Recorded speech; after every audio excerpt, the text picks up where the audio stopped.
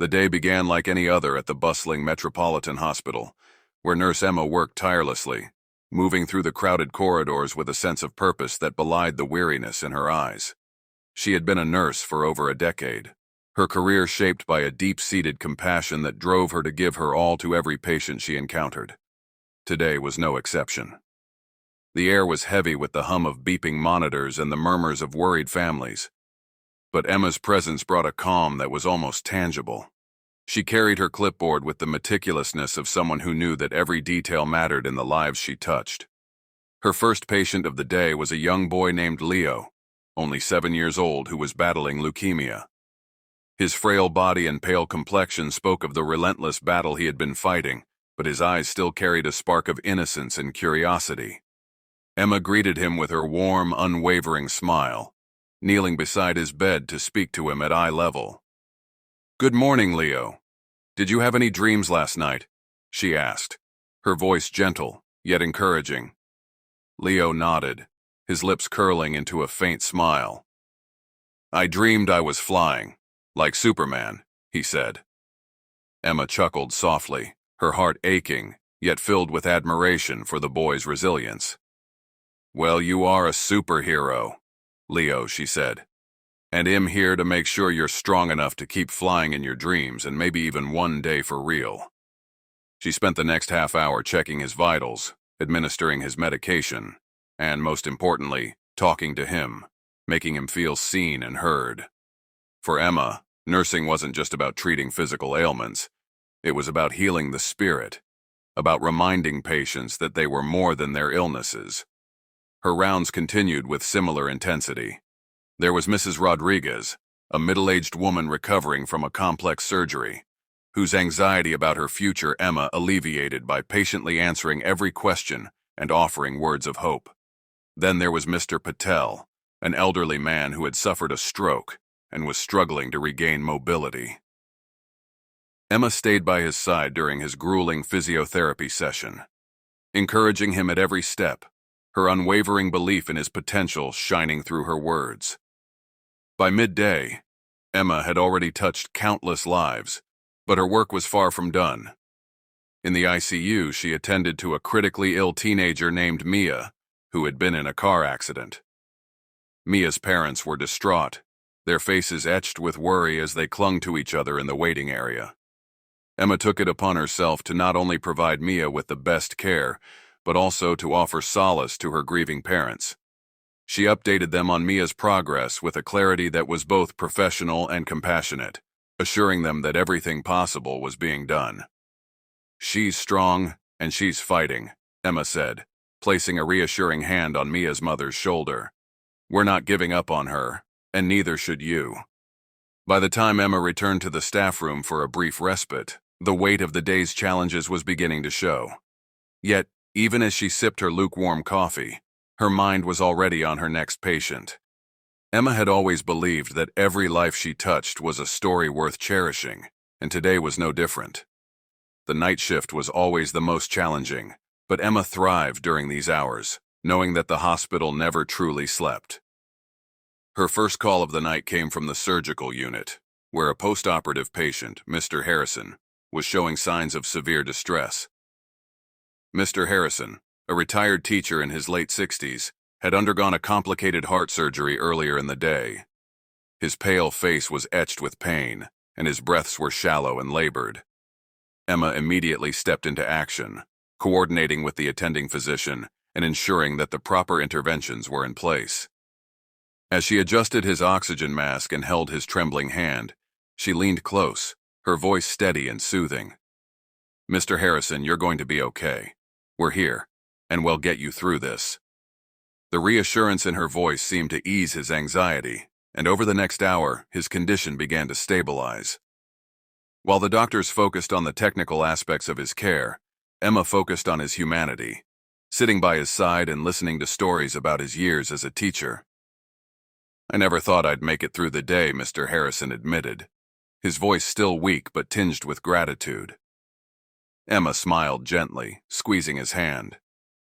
"You're stronger than you think, and you've inspired so many in your life. Now it's our turn to take care of you." By the time Emma left his room, Mr. Harrison was resting peacefully, his fears replaced with a renewed sense of hope. In another wing of the hospital, Emma was called to assist with a case that was emotionally draining yet deeply fulfilling. A woman named Maria, who had just given birth prematurely. The tiny infant was in the neonatal intensive care unit, fighting for survival, while Maria herself was recovering from severe complications. Emma's dual role became evident as she balanced between tending to Maria's physical needs and offering her emotional support. Maria's face was a mixture of exhaustion and fear as she clutched Emma's hand. "Will my baby make it?" she asked, her voice breaking. Emma knelt beside her, her eyes filled with determination. "Your baby is a fighter just like you," she said, "and we have the best team working around the clock to ensure the best care." Emma then made it a point to visit the NICU, where the fragile infant was encased in an incubator. She spoke to the neonatal team, ensuring that Maria's questions and concerns were being addressed, and spent a few quiet moments watching over the baby. Returning to Maria's room, she brought updates that were both honest and hopeful, strengthening the bond between them. By the end of the night, Maria had fallen into a restful sleep, comforted by Emma's unwavering presence and the knowledge that someone truly cared about her and her child. As dawn approached, Emma's energy was fading, but her dedication remained unshaken. Her final patient of the shift was a homeless man named Greg, who had been brought in by a Good Samaritan after collapsing in the street. Greg's condition was critical.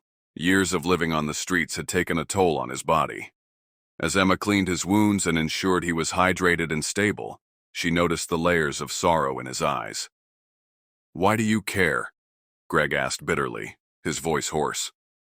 Emma paused, meeting his gaze with unflinching kindness. "Because every life matters, Greg. You matter," she said simply. Over the next hour, she listened as Greg shared snippets of his life, how he had lost his family, his job, and eventually his home. Emma didn't offer platitudes, but instead treated him with the dignity he hadn't experienced in years. She coordinated with the hospital's social worker to ensure that Greg would have a safe place to go once he was discharged.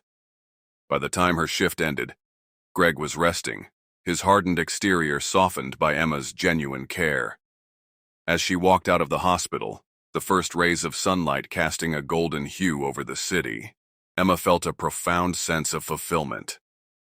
She had faced countless challenges throughout the day, but she had also witnessed the resilience of the human spirit and the impact of compassion.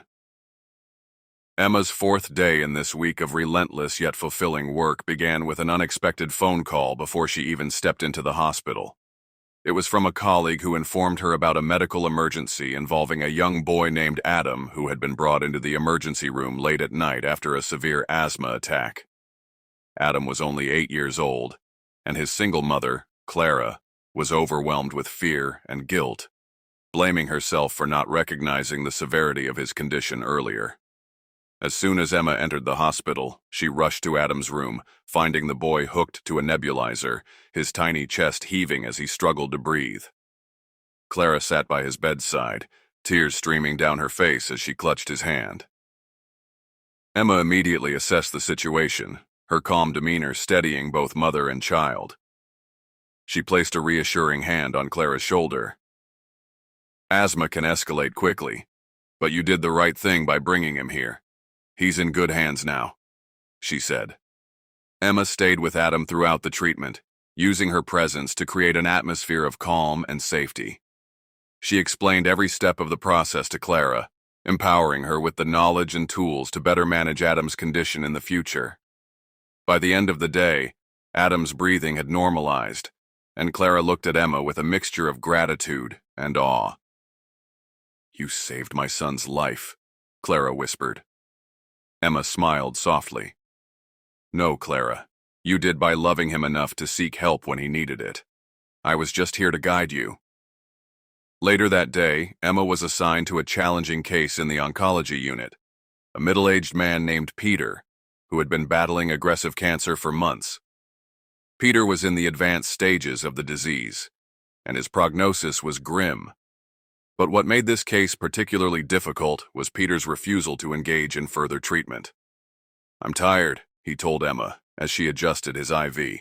"I fought long enough, and it feels like no matter what I do, the cancer wins." Emma understood his despair, but also knew that giving up wasn't the answer. She spent hours sitting by his bedside, listening to his fears and frustrations. "Peter, you've endured more than most people can imagine, and that makes you incredibly strong," she said. "But strength doesn't always mean fighting alone.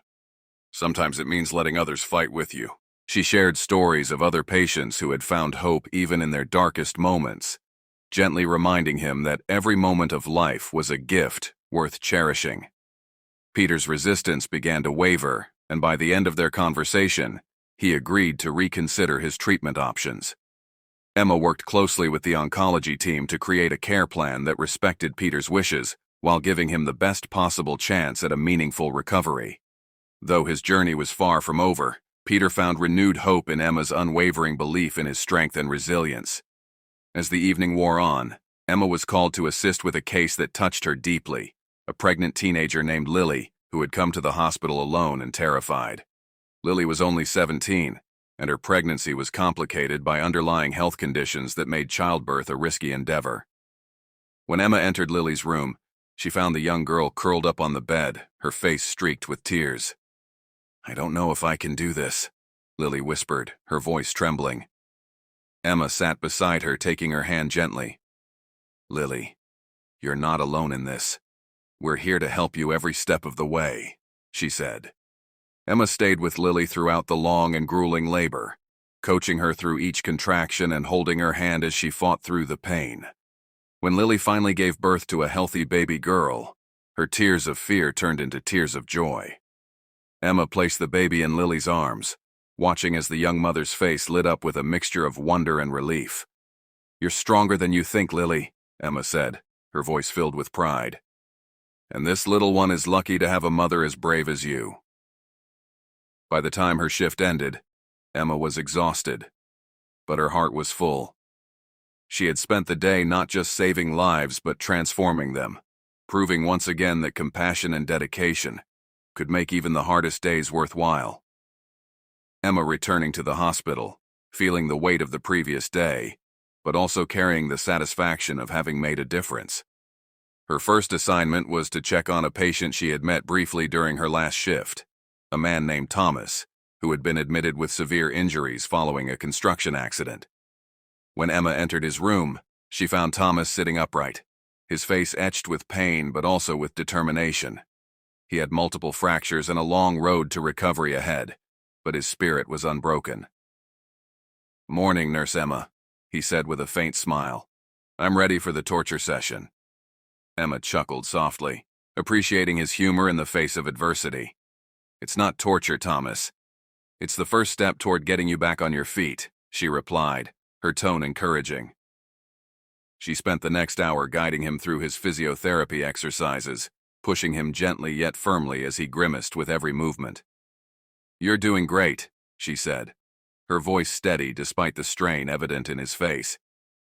Between exercises, she shared stories of other patients who had faced similar challenges and overcome them, subtly reminding Thomas that he, too, had the strength to rebuild his life. By the end of their session, Thomas was visibly exhausted but also hopeful. "Thank you for believing in me," he said. Emma smiled, placing a reassuring hand on his shoulder. "You've got this, Thomas. One step at a time." Emma's next patient was a woman named Angela, who had been admitted to the psychiatric ward following a breakdown triggered by years of untreated depression and anxiety. Angela's case was one of the most emotionally draining Emma had encountered, as the woman had isolated herself from friends and family, feeling unworthy of love or help. When Emma first approached her, Angela avoided eye contact, retreating into herself like a shell.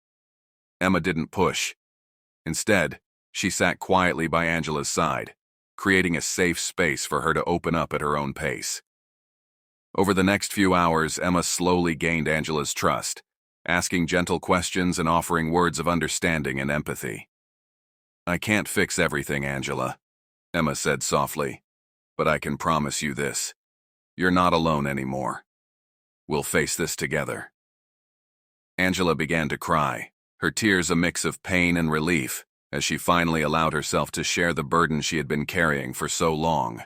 Emma worked closely with the psychiatric team to create a treatment plan that combined therapy, medication, and support systems, ensuring that Angela would have the resources she needed to heal.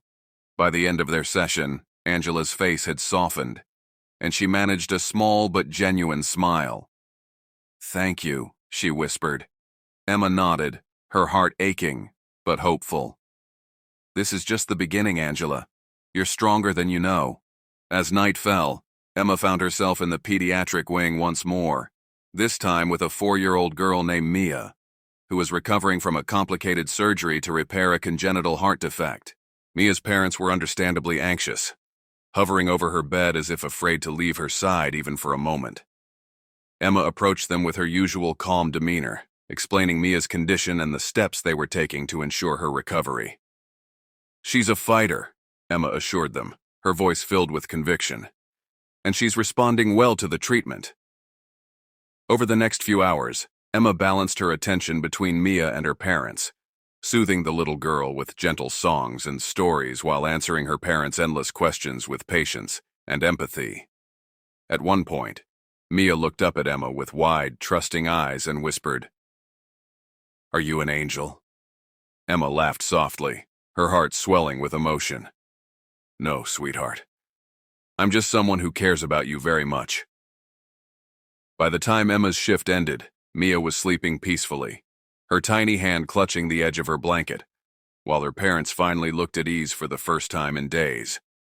As Emma walked out of the hospital, she felt a profound sense of gratitude for the privilege of being part of these lives, even if only for a short time. The morning brought a new challenge as Emma stepped into the intensive care unit, where a patient named Robert had been admitted during the early hours.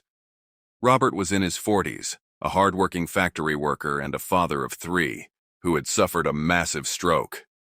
His condition was critical, and the family was distraught, hovering outside the ICU, desperate for updates. Emma, after reviewing his chart, entered the sterile, silent room where Robert lay hooked to various machines that beeped rhythmically. She adjusted the monitors and checked his vitals, her movements precise and deliberate, ensuring everything was as it should be. When she stepped outside to speak with his wife and children, their faces were filled with a mixture of fear and hope. "He's stable for now, but the next 48 hours are critical," Emma explained, her tone firm yet compassionate. "We're doing everything we can."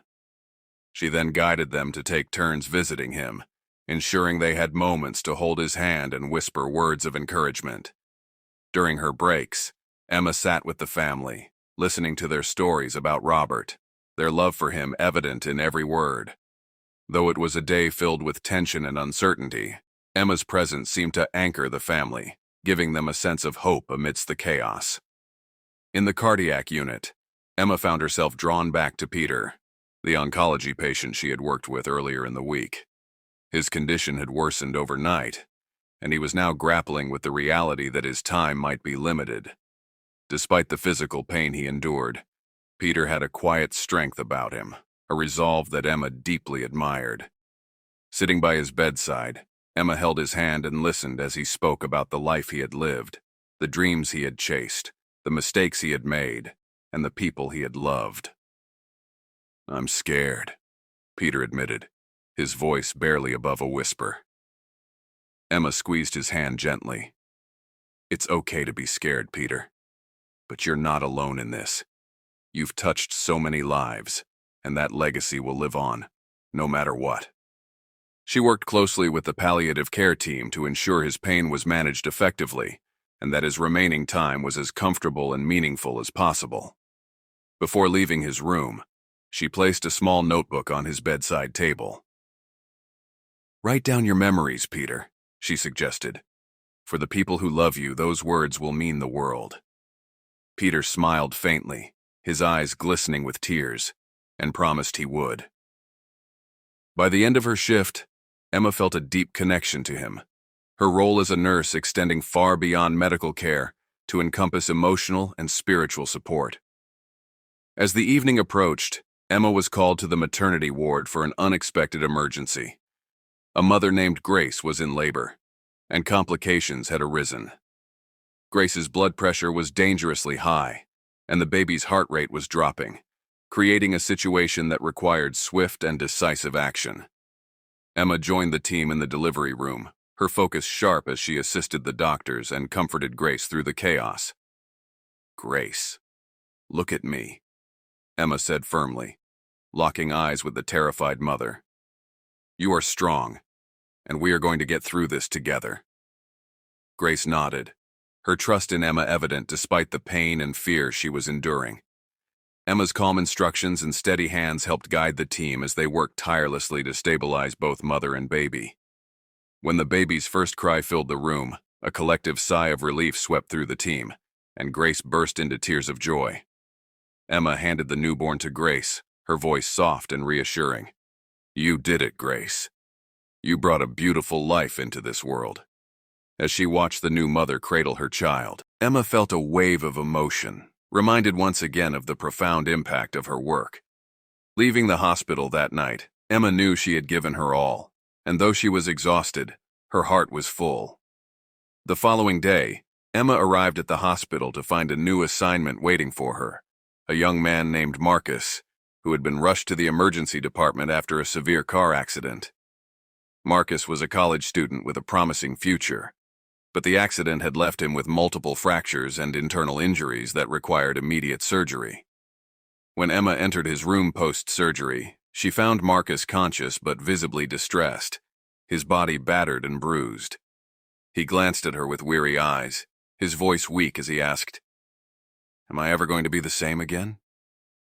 Emma pulled a chair close to his bed and spoke with unwavering conviction. "You've been through something unimaginable, Marcus, but you're here, and that's a testament to your strength. Recovery won't be easy, but you have an entire team rooting for you, and we're going to help you every step of the way." Over the next several hours, Emma worked tirelessly to manage his pain, monitor his vitals, and provide the emotional support he so desperately needed. She encouraged him to focus on small victories, reminding him that each step, no matter how small, was progress. By the end of her shift, Marcus managed a faint smile, his spirits lifted by Emma's compassion and dedication, though his journey was only beginning. Later in the afternoon, Emma was called to assist in the pediatric oncology ward, where a 6-year-old girl named Sophie was undergoing her first round of chemotherapy. Sophie's parents had been by her side all morning, but the process had taken a toll on all of them, leaving the atmosphere heavy with tension and worry. When Emma entered the room, Sophie was curled up in her bed, clutching a stuffed animal and looking pale and exhausted. Emma knelt beside her, gently brushing a strand of hair from her face. "Hi, Sophie. My name's Emma. I heard you're a very brave girl," she said softly. Sophie nodded hesitantly, her grip on the stuffed animal tightening. Emma spent the next hour talking to her, distracting her with stories and jokes while administering her medication with a steady hand. She even brought Sophie a small coloring book, encouraging her to draw and express herself. Meanwhile, Emma spoke with Sophie's parents, offering reassurance and practical advice on how to support their daughter through this difficult time. By the end of the day, Sophie had drawn a colorful picture of herself as a superhero, complete with a cape and a big smile. She handed it to Emma, saying, "This is you, Nurse Emma, because you make me feel brave." Emma's heart swelled with emotion as she hugged Sophie gently, promising to keep the picture as a reminder of the courage she witnessed every day. As evening fell, Emma was once again called to the ICU, this time to care for an elderly woman named Margaret, who was in the advanced stages of heart failure. Margaret had lived a long and fulfilling life, but now she was grappling with the inevitability of her condition. When Emma entered her room, Margaret was awake, her frail body propped up by pillows as she gazed out the window. "I used to be a nurse, you know," Margaret said softly when Emma introduced herself. "I've seen the best and worst of life, and now it's my turn to let go." Emma sat beside her, taking her fragile hand in hers.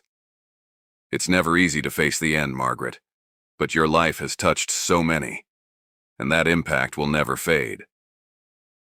The two women spoke for hours, sharing stories and reflections, and Emma found herself deeply moved by Margaret's wisdom and grace. As the night wore on, Emma ensured Margaret was comfortable, adjusting her medication and positioning to ease her pain. Before leaving her room, Emma placed a gentle kiss on Margaret's forehead, whispering, "You are loved, and you are not alone." Margaret smiled faintly, her eyes closing as she drifted into a peaceful sleep. Emma left the hospital that night with a profound sense of purpose, reminded once again of the power of compassion and human connection. As Emma walked into the hospital for her final shift of the week, she couldn't help but reflect on the whirlwind of emotions and experiences that had shaped her recent days. Her mind wandered back to Marcus, the young man recovering from his car accident, and the resilience he had shown despite his pain. She remembered his tentative first steps during physical therapy, and how his determination had grown with every encouraging word she offered. Similarly, she thought of Daniel, the former athlete who had once been consumed by bitterness and despair. His journey from frustration to hope had been marked by small victories, each one a testament to the power of belief and persistence. Emma knew their recoveries would be long, but she found solace in knowing she had helped plant the seeds of hope within them. As she made her rounds that day, she noticed the ripple effects of her care, not only in her patients, but also in the families who surrounded them. Marcus's parents, once overwhelmed with worry, now smiled with cautious optimism as they watched their son slowly regain his strength. Daniel, too, had begun engaging with the hospital's support group, finding camaraderie among others facing similar challenges. These transformations reminded Emma of why she had chosen this path, reaffirming her belief in the profound impact of compassion and dedication. Throughout Emma's journey, she faced the challenges of caring for diverse patients, each with unique stories and struggles. From Marcus's physical recovery after a car accident, to Daniel's emotional healing following the loss of his athletic career, Emma's compassion and dedication became a beacon of hope for them. Sophie, the young cancer patient, and Lila, the domestic violence survivor, each found strength in Emma's unwavering support, while Mr. Bennett's wisdom and humor reminded her of the importance of life's fleeting moments. The neonatal twins, Peter's reflections on his life, and the many others Emma touched reinforced her belief in the power of compassion, empathy, and resilience. As Emma continued her work, she was reminded that the true essence of nursing wasn't just about medical expertise, but about the human connection that transformed not only her patients' lives, but her own. In the end, Emma realized that the ability to heal, both physically and emotionally, was a privilege that came with immense responsibility and immeasurable reward.